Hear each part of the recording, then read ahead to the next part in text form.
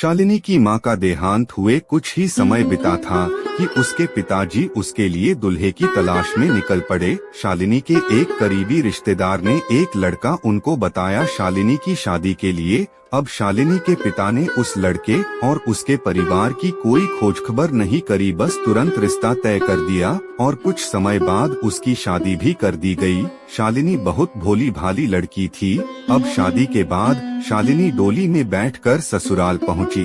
वहां उसका कोई खास धूमधाम से स्वागत नहीं किया गया। शालिनी को ससुराल में कदम रखते ही उसके जीवन में दुखों का पहाड़ टूट पड़ा। जैसे ही शालिनी के पति ने घर में कदम रखा, गठजोड़ी को फेंककर अपने रिश्तेदारों व दोस्तों के पास चला गया। शालिनी के पति का नाम सतीश था। सतीश की एक चाची बेचारी शालिनी को एक कमरे में ले गई, वहां उसे बैठा दिया। दोपहर को 1 से 2 बजे वह डोली ससुराल पहुंची थी। अब शाम के 8 बज चुके थे। सर्ज विदा हो गया था। चंदा का आगमन हुआ। शालिनी को किसी ने पानी तक नहीं पूछा, ना ही कोई उसके पास आकर बैठा। बेचारी शर्माई घबराई सी चुपचाप कमरे के बाहर देखती रही। रिश्तेदारों की विदाई हो रही थी। कई रिश्तेदार अभी रुक गए थे, कुछ रवाना हो गए थे। अब फोटोग्राफर आया। उसने कहा, मुझे दुल्हन के कुछ फोटोग्राफ निकालने हैं, आप दुल्हन को तैयार कर दीजिए। तब शालिनी की बड़ी नंद आई और उसको तैयार होने के लिए बोल गई। तभी शालिनी की सास ने उस कमरे में प्रवेश किया और अपनी बेटी को संबोधन करके कहने लगी, इस बड़े बाप की बेटी से कह दे इसका मेरे घर में कोई काम नहीं, क्योंकि इसके पिता ने हमें लाखों रुपए दहेज में नहीं दिए। इसे मेरे घर में रहना है तो अपने अमीर बाप से लाखों रुपए लाकर दे देगी। उन रुपयों से हम मेडिकल स्टोर खोल देंगे शालिनी के देवर के लिए।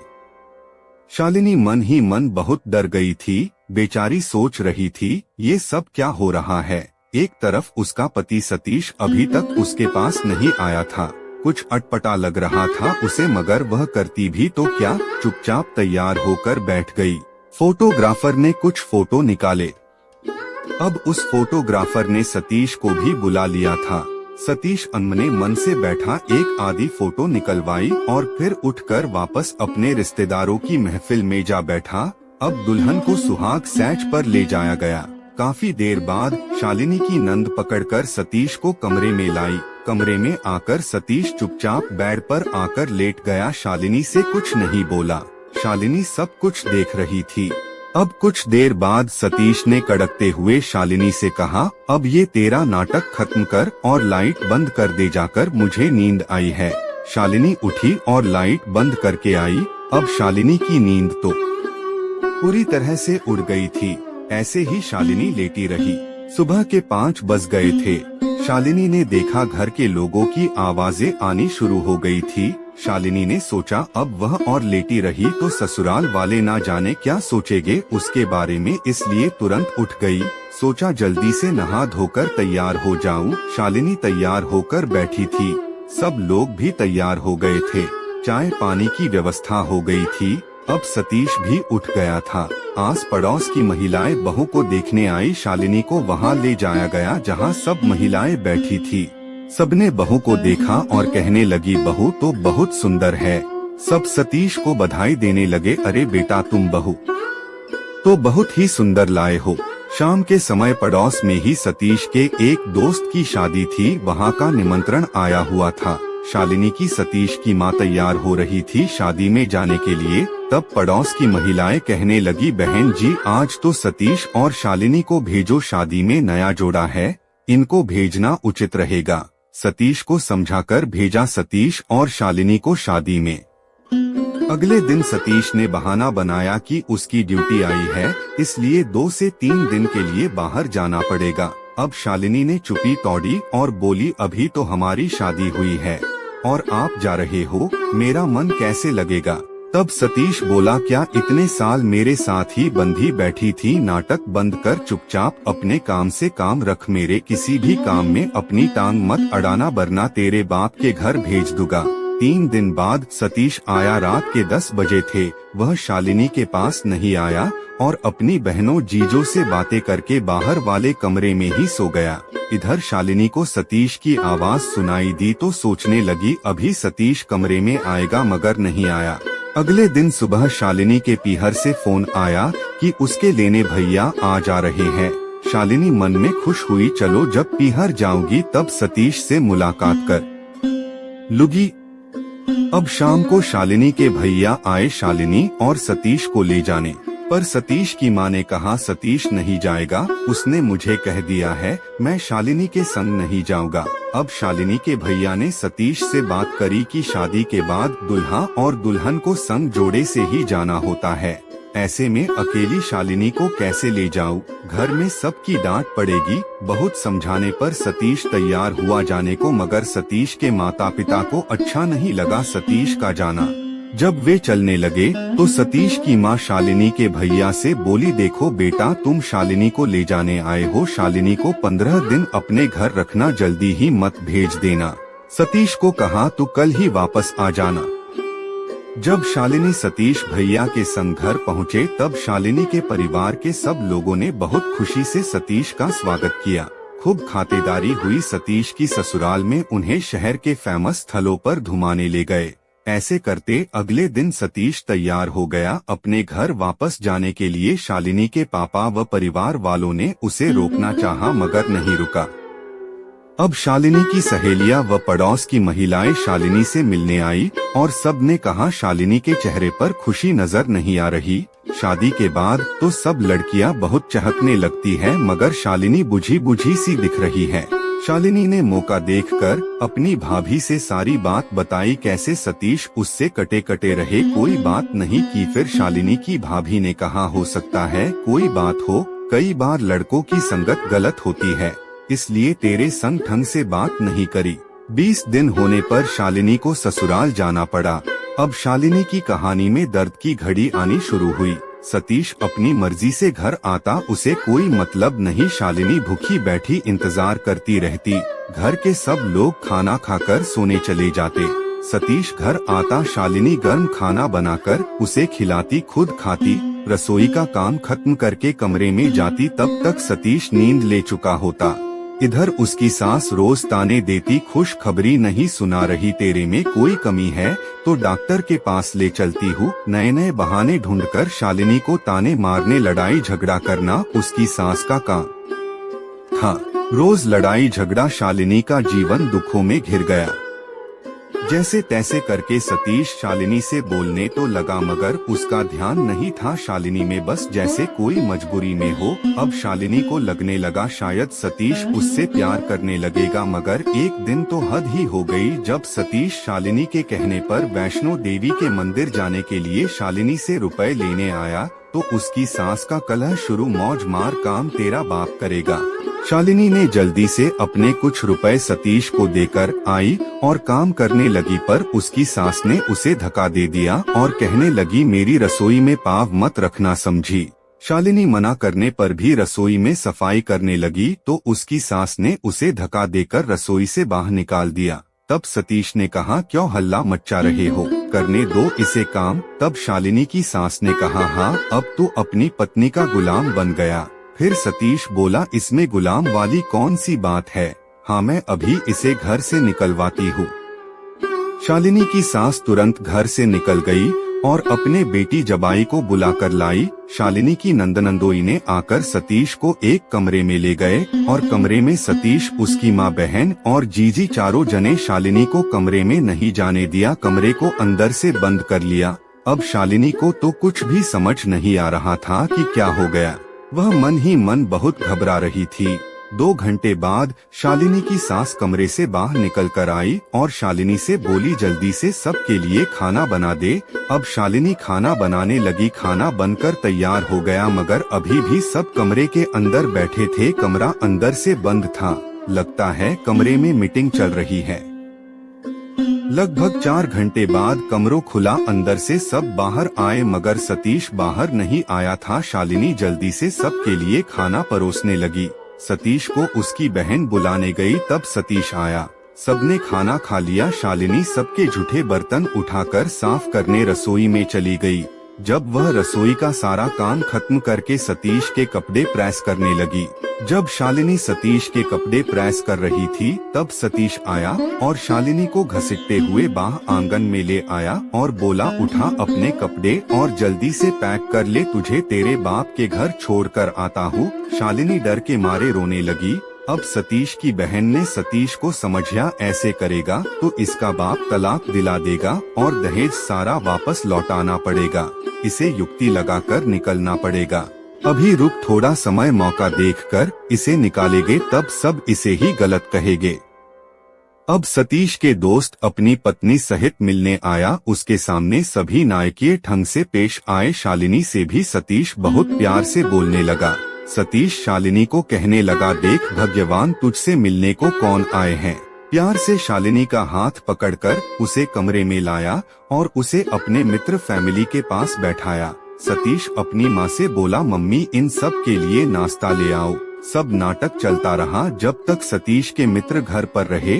अब वह दिन आया जिस दिन की टिकट थी वैष्णो देवी के मंदिर जाने की। सतीश के मित्र भी अपनी पत्नी को संग ले आए थे संग जाने के लिए। सतीश, शालिनी और सतीश के मित्रगण सब निकले यात्रा पर।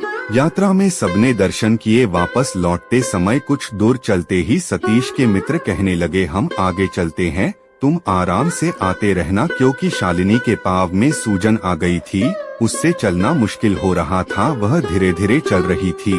अभी 2-4 कदम ही उसके मित्र चले होंगे, तभी सतीश भी शालिनी को वहां बैठाकर कहने लगा, तुम यहाँ बैठो, मैं अभी आता हूँ। मुझे लग रहा है कि दोस्त को चक्कर आ गया है, उसे संभाल कर आता हूँ, तू कहीं मत जाना, यही बैठी रहना। सुबह 5 से 6 बजे की बैठी शालिनी 10 बज गए। इतने घंटे बीत गए मगर सतीश नहीं लौटा था। अब शालिनी को डर लगने लगा और वह डर कर वही बैठी बैठी रोने लगी। आने जाने वाले सभी लोग शालिनी को देख रहे थे कि क्यों रो रही है। फिर एक महिला ने हिम्मत करके शालिनी से पूछा, बेटी रो क्यों रही है, क्या तेरे साथ वाले तुझसे बिछड़ गए हैं। शालिनी ने रोते रोते बोला, हाँ मेरे पति मुझे यहाँ बैठा कर गए थे, बोल कर गए थे यही बैठी रहना, कहीं जाना मत, मैं उनके इंतजार में यही बैठी हूँ, पर वो अभी तक लौटे नहीं है और मेरे पास घर वापस जाने के लिए रुपए भी नहीं है। अब मैं कहाँ जाऊंगी, जिस होटल में ठहरे थे उसका अता पता भी नहीं मालूम। फिर उस महिला ने हिम्मत बंधाई और बोली, बेटी डर मत, यह माता का दरबार है, यहाँ किसी का बुरा नहीं होता। हो सकता है तुम्हारे पति सांझी छत में कमरे में आराम कर रहे होंगे। सांझी छत यहाँ से थोड़ी ही दूरी पर है, वहाँ जाकर तुम जो कमरे बने हैं उनमें देखना, माता रानी की कृपा से तुम्हें तुम्हारे पति मिल जाएंगे। शालिनी ने हिम्मत करी और धीरे धीरे सांझी छत की तरफ चल पड़ी।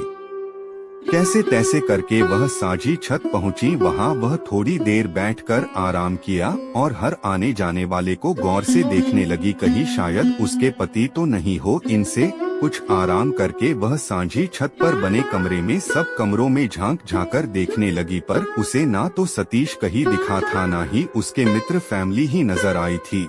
अब शालिनी बेचारी रोती रोती आगे चलने लगी और सोचने लगी, अब कहाँ जाऊँ, घर कैसे पहुँचूं। फिर उसको याद आया, पापा के दिए गहने तो उसने पहन रखे हैं, इन्हें बेचकर घर लौट जाऊंगी। अब उसको चलते कुछ समय ही हुआ होगा कि उसे एक लड़की जो लगभग 18 से 20 साल की होगी, वह शालिनी के संग संग चलने लगी। चलते चलते दोनों ने एक दूसरे को देखा और बातें करने लगे। शालिनी ने उससे पूछा, तुम अकेले कैसे आई, तुम्हारे संग और कोई नहीं। तब वह लड़की बोली, है ना, मेरा सारा परिवार है मेरे संग। फिर शालिनी ने पूछा, तो तुम अकेली कैसे आई। तब वह लड़की बोली, मेरे मम्मी पापा भैया भाभी सब लगर खाने गए हुए हैं अर्धकुंवारी में। तो शालिनी ने पूछा, फिर तुम नहीं गई खाने लंगर। वह लड़की बोली, मैंने तो कभी खा लिया था, लंगर जब बना था तभी खा लिया था, पर लाइन बहुत बड़ी थी इसलिए भैया भाभी का नंबर नहीं आया, वे अब खाकर फिर आ जाएंगे।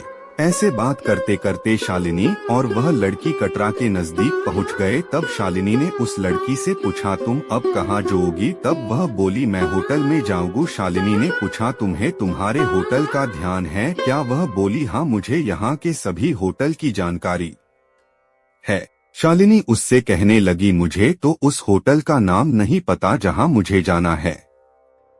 तब वह लड़की बोली, तुम चिंता मत करो, माता रानी है ना तुम्हारे साथ, तुम उनके दर्शन करके आई हो, जरूर तुम अपने होटल पहुंच जाओगी। इतना कहते ही वह लड़की एक गली की तरफ इशारा करके बोली, देखो तुम्हारा होटल तो आ गया।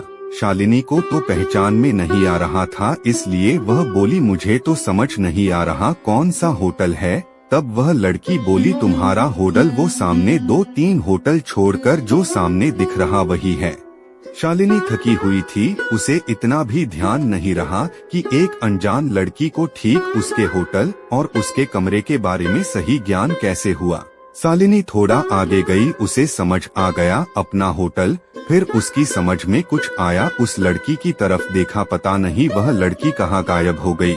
शालिनी ने होटल वाले से कमरे की चाबी मांगी। होटल वाले ने कहा, ऊपर आपके कमरे में गेस्ट नहाने धोने के लिए भेजे हैं, आपका कमरा खुला है, चले जाओ वहाँ। वहाँ पहुँच शालिनी ने देखा उस कमरे में कुछ लोग तैयार हो रहे थे। काफी समय लगा उनको तैयार होकर नाश्ता पानी करने में। जब वे सब चले गए तो शालिनी कमरे को बेद करके सो गई। रोते रोते उसे कब नींद आ गई पता ही नहीं चला। शाम को एक लड़के ने आकर जोर से दरवाजा खटखटाया, बोला, मैडम आपसे कोई मिलने आया है। शालिनी ने सोचा किसी और का मेहमान होगा, उससे मिलने कौन आएगा। तभी कमरे की खिड़की से सतीश ने झांकते हुए कहा, दरवाजा खोल। शालिनी खड़ी होकर दरवाजा खोकर आई। तब सतीश बेड पर आकर लेट गया। दोनों चुपचाप लेटे रहे। फिर एक महिला आई और शालिनी से बात करने लगी। अब होटल वाला लड़का आया और बोला, साहब कमरा खाली करना है तो अभी कर दो, हमारे कस्टमर आए हुए हैं। सतीश ने कुछ दूरी पर एक कमरा देखकर वहां शिफ्ट कर लिया। रात को शालिनी और सतीश खाना खाने गए और लौटकर कमरे में आकर सो गए। सुबह सतीश के मित्र आए, फिर सब मिलकर बाजार गए, खाना खाया, थोड़ा बहुत सामान खरीदा। रात को रेलगाड़ी पर सवार हो वापस घर लौट गए। अब वैष्णो देवी से लौटे उन्हें कुछ ही दिन हुए थे कि बहुत बड़ी लड़ाई हुई, जिसमें शालिनी के परिवार वालों को बुलाया गया और योजना के तहत जो भी पहले से सोच कर प्लानिंग के अनुसार शालिनी की ना जाने क्या क्या कमियां बताई जाने लगी। शालिनी को घर से निकालने की पूरी तैयारी थी। शालिनी के भैया, मौसी, चाचा सब आए हुए थे। शालिनी को एक कमरे में बैठाकर उसके रिश्तेदारों को दूसरे कमरे में ले जाकर मनगढ़ंत बाले बताने लगे। मसलन शालिनी ने यह किया, शालिनी ने वो किया। तब सतीश शालिनी को बुलाकर दूर एक कमरे में ले गया। वहाँ पीछे पीछे सतीश के पिता भी आए और कमरे में आकर बोले, तेरे शरीर पर जितने भी गहने हैं तब उतार कर यहाँ मेज पर रख दे। पर शालिनी कहने लगी, क्यों, कोई बात हुई है क्या? इतने में सतीश गुस्से से शालिनी से बोला, तेरे को एक बार बोला समझ नहीं आता, चुपचाप रख दे तेरे सारे गपने उतार कर। तब शालिनी ने वे गहने उतार कर मेज पर रख दिए। पर शालिनी को यह समझ नहीं आया क्यों उठवाए गहने, जबकि ये सारे गहने शालिनी के पिता ने दिए थे शालिनी को। मगर शालिनी ने उनके कहने पर सब गहने रख दिए और सतीश के पिता ले जाकर वह गहने शालिनी के परिवार वालों के सामने रखकर बोले, यह देखो, अब आप खुद ही देख लो कितनी बदतमीज है। तुम्हें बेटी मेरे मुंह पर गहने मारकर फेंक दिए। पर शालिनी के चाचा को कुछ गड़बड़ लगा, इसलिए जब शालिनी के ससुर उठकर उस कमरे में आए थे तो वे भी पीछे आए और कमरे के बाहर खड़े उन्होंने देखा सुना था, इसलिए वे बातों में नहीं आए। फिर दिन भर की बहस के बाद शालिनी के रिश्तेदारों ने कहा, ठीक है, अभी तुम्हारे घर का माहौल गरमाया हुआ है, इसलिए शालिनी को कुछ दिनों के लिए पीहर भेज दो। अब शालिनी को भैया पीहर ले गए। वहाँ शालिनी के भैया भाभी शालिनी के जाने के बाद भाभी के पीहर चले गए, क्योंकि शालिनी की भाभी के डिलीवरी होने वाली थी और वह अपनी माँ के पास जाकर डिलीवरी करवाना चाहती थी। इधर शालिनी की तबीयत एकदम से खराब हो गई थी, आंखें बुरी तरह से सूज गई थी, पूरे शरीर में सूजन होने लगी थी। तो शालिनी के पिता ने उसे अस्पताल में ले गए। वहां डॉक्टर ने उसका चेकअप किया तो वीपी हाई था, उसे वीपी की दवाई दी। तब अगले दिन शालिनी की बड़ी दीदी कजन आई और शालिनी को देखते ही हपचान गई कि यह खुशखबरी है और उन्होंने दवाई बंद करवा दी। इसके 3 से 4 दिन बाद ही सतीश वहां आया तो उसे इस खुशखबरी बताई। तब सतीश कहता, अभी घर नहीं जाना, कुछ दिन और यही रहो, जब पापा लेने भेजेंगे तब लेने आऊंगा, अभी तो किसी को घर में बताकर नहीं आया। सतीश के एक दोस्त के रिश्तेदार के यहाँ मिलने आए थे सतीश और उसका दोस्त, इसलिए वह घर आया था। अगले दिन सतीश वापस लौट गया। शालिनी के भतीजा हुआ, उसकी खुशी में पार्टी रखी, तब सतीश भी आया था और सबके समझाने पर शालिनी को संग ले गया था। अब सतीश के माता पिता को एक काम से रिश्तेदारी में जाना था तो वह 8 से 10 दिन के लिए चले गए, मगर वापस आने के 1 से 2 दिन बाद ही वही लड़ाई झगड़ा शुरू कर दिया और सतीश से कहा, इसे से छोड़कर आ। सतीश उनके कहने पर छोड़ने चला गया। इस तरह शालिनी की डिलीवरी होने तक वही रखा। शालिनी ने कई बार फोन भी किया वापस जाने के लिए, मगर हर बार सतीश टाल देता, ना तो सतीश खुद फोन करता था ना ही लेने आता था। शालिनी फोन करती कभी तो बस हाँ हो करके काट देता था। अब वह दिन आया जब शालिनी ने एक प्यारे से बेटे को जन्म दिया, तब सतीश आया था और उसी दिन बेटा पैदा होते ही वापस लौट गया। उसके बाद बहुत फोन करके शालिनी की भाभी ने सतीश को बुलाया, तब सतीश डॉक्टर के छुट्टी देते ही शालिनी को संग ले आया। सबके समझाने पर भी नहीं माना, बोला तुम्हारे फोन आते रहेंगे, छोड़ कर गया तो इसलिए साथ लेकर जाऊंगा। सतीश शालिनी को लेकर आया थे सही, मगर उसके माता पिता ने शालिनी के सारे सामान को उठाकर बाहर फेंकना शुरू कर दिया। बोलने लगे, इस क्यों लाया वापस, इसको छोड़कर आ, यह हमारा घर है, यहाँ इसे हम रहने नहीं देंगे। सतीश ने बहुत समझाया कि मैं इसके परिवार बोलों से जीत करके संग लाया हूँ, ऐसे में वापस अभी ही छोड़ आओ, कुछ दिन रुको, मैं खुद छोड़ आऊंगा इसे हमेशा के लिए। मैं खुद इससे पीछा छुड़ाना चाहता हूँ, मुझे नहीं रखना इससे कोई रिश्ता। यह सब बातें शालिनी सुन रही थी। उसे बहुत दुख हुआ और मन में ठान लिया, बहुत हुआ, आगे झुकते क्या, अकेले मुझे ही गृहस्थी की जरूरत है, सतीश को नहीं है। पर बोली कि मुझे अब यहाँ नहीं रहना। इसलिए सतीश को पड़ोस दोस्तों सबने कहा, तू किराए के मकान में रख दे इसे। फिर सतीश एक छोटा सा कमरा देख कर ले गया शालिनी को वहाँ। यह सतीश की एक चाल थी, कोई शालिनी से प्यार नहीं था, पर शालिनी हर तरह से समझौता कर लेती थी। उसे तो अपना घर बसाना था, चुपचाप मान गई। अब उस किराए के मकान के पड़ोसी देखते, इतने छोटे बच्चे और अभी तो इसका शरीर भी काम करने लायक नहीं, सास ससुर ने घर से निकाल दिया। बेचारी शालिनी हिम्मत करके बच्चे को गोद में लेकर खाना बनाती। अभी बेटा मात्र 25 दिन का हुआ था। तब एक दिन सतीश की गर्लफ्रेंड का भाई आया सतीश से मिलने। वह आया क्या, उसे बुलाया गया था सतीश को समझाने की इसे छोड़ आ और सतीश का विवाह वह कहीं और कर देंगे। जब वह सतीश की गर्लफ्रेंड का भाई आया तो सतीश उसे दूर ले गया, जहां से शालिनी को कुछ सुनाई ना पड़े। बहुत बातें हुई दोनों में, पूरी रात निकल गई बातों में उनकी। जब शालिनी चाय नाश्ता देने गई तो शालिनी के कानों में उनकी बातें पड़ी, जिसमें सतीश उससे शालिनी को बहुत बुरी बता रहा था। कह रहा था, बेकार कचरा, गले पड़ गया। अब पीछा छुड़ाने की कोशिश कर रहे हैं, कमीनी पीछा ही नहीं छोड़ रही। इसका बाप बड़ा आदमी है, इसलिए सोच रहे हैं, नहीं तो कभी का धक्का मारकर इसे निकाल देता अपने जीवन से। फिर वो दोस्त बोला, इसीलिए तो तेरे मम्मी पापा ने मेरी बहन को फोन किया था कि वो आंख सतीश को समझाए। सतीश उसकी कोई बात नहीं टालता, जो वह कहती है वही करता है।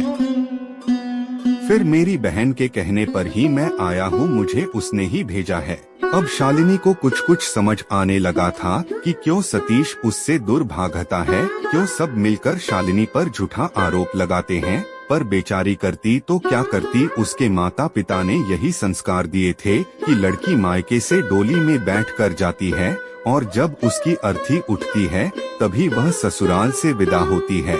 मगर ये कैसे लोग हैं, सभी कोई संस्कार नहीं, कोई धर्म नहीं, सब अपनी मनमानी करते हैं। शालिनी का है कौन उसकी बात सुने, क्योंकि माँ तो उसकी कभी की दुनिया छोड़कर चली गई। कोई भी औरत अपनी माँ से ही दुख सुख बांट सकती है, दूसरा कौन है तो उसके दुख सुख बांटे, वह कहे भी तो किसे कहे। बेचारी हमेशा चुप रहती, जब सतीश उसे बुरी तरह मारता तो रो लेती। सतीश उसे बहुत बुरी तरह पेश आता, उसके बाल पकड़कर दीवार से उसका सिर भिड़ा देता, जूतों से पीटता। इतना मारता कि कई कई दिनों तक उसके शरीर पर जूतों के निशान बने रहते। निर्जमजाती शरीर पर सब चुपचाप सहने के अलावा क्या करती। सतीश इससे भी नहीं चुकता, उसे बालों से पकड़कर घसीटते हुए गली में ले जाता, घर से बाहर लात मार कर फेंक देता और कहता, निकल जा मेरे घर से। पर शालिनी मार खाकर भी घर नहीं छोड़ती। अपना पत्नी धर्म मर कर भी निभाने के लिए विवश थी। कोई भी नहीं चाहता था कि शालिनी वापस पीहर आ जाए, तलाक हो जाए। इसलिए हर जुर्म सहती, रोती, चिखती, चिल्लाती। कभी आस पड़ोस के लोग छुड़ाने आते तो सतीश उस पर इल्जाम लगाते। पुरुष होता तो कहता, यह रंडी इसके साथ नाजायज संबंध रखती है, इसलिए यह तो छुड़ाने आएगा। महिला होती तो कहता, इसे तू ही ले जा अपने घर। ऐसी रोज की लड़ाई मार पिट के चलते बच्चे बड़ा होता रहा। बच्चे के मन में भी जहर घोला जाता, तेरी माँ बुरी है, इसके साथ मत रहा कर, नहीं तो तेरा जीवन खराब कर देगी, डायन है, खा जाएगी तुझे। अब बच्चे के मन में भी माँ से घृणा पैदा होने लगी थी।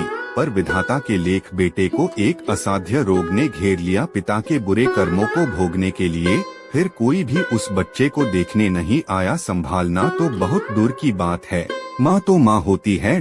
माँ अपने लाल के लिए भागती, डॉक्टरों के चक्कर लगाती, दवाई की लाइन में घंटों भूखी प्यासी कड़ी रहती। हर तरह से कोशिश करती कि बच्चा बच जाए। माँ की मेहनत रंग लाई, कुछ भगवान ने उसकी सुनी। फिर वह बच्चा उस असाध्य बीमारी से बाहर आने लगा। तब उसे एहसास हुआ, जिस माँ को मैं दूसरों के कहने पर गलत समझता था, वही मेरे लिए कितना भागी है। अब वह माँ की दिल से पूजा करने लगा। अब उसे माँ से दूर रहना बहुत बुरा लगने लगा। सतीश की छुपी दास्तान सब धीरे धीरे सबके सामने आने लगी। सबको पता चलने लगा कि सतीश शालिनी को क्यों मारता पिटता था। सतीश ने अपनी गर्लफ्रेंड से रिलेशन बनाए हुए थे, उसकी वजह से वह शालिनी को तंग करता था। आखिर वह दिन आ ही गया जब सतीश की गर्लफ्रेंड ने शादी के लिए मजबूर कर दिया। अब सतीश ने दवाइयों का सहारा लिया शालिनी को मारने के लिए। वह उसके खाने पीने के सामान में चोरी से केमिकल मिलाने लगा। उसका असर शालिनी पर होने लगा। शालिनी पूरा दिन बेहोश रहती, उसे होश ही नहीं रहता क्या समय हो गया। इससे भी शालिनी नहीं मरी तो अब उसने शालिनी को तलाक के लिए तंग करना शुरू कर दिया। घर सामान नहीं लाता, ना ही कोई खर्चा पानी घर पर देता। हार कर शालिनी को तलाक के लिए कदम उठाने पड़े। अब शालिनी और सतीश के रिश्ते की बलि का समय आ गया। जब शालिनी काट में पहुंची, सतीश बहुत खुश था। उसको लगा अब तलाक हो जाएगा तो उसे रोज चोरी चोरी रात बेरात अपनी गर्लफ्रेंड से मिलने नहीं जाना पड़ेगा। अब दोनों शादी के बंधन में बंध जाएंगे। इधर शालिनी भी अब हार चुकी थी, उसकी हिम्मत भी टूट चुकी थी, क्योंकि वह अकेली संघर्ष कर रही थी। उसे लगता था शायद कभी सतीश के मन में उसके लिए प्यार जाग जाएगा, तब वह खुद पछताएगा। मगर यह नहीं जानती थी कि सतीश का प्यार वो नहीं, उसकी गर्लफ्रेंड है। इस कहानी का अंत मुझे समझ नहीं आ रहा। शालिनी का तलाक के बाद जीवन कैसे गुजरेगा, क्या होगा। तलाक तो हो ही गया समझो, पर अंत समझ नहीं आया, इसलिए अभी यह कहानी अंतहीन है।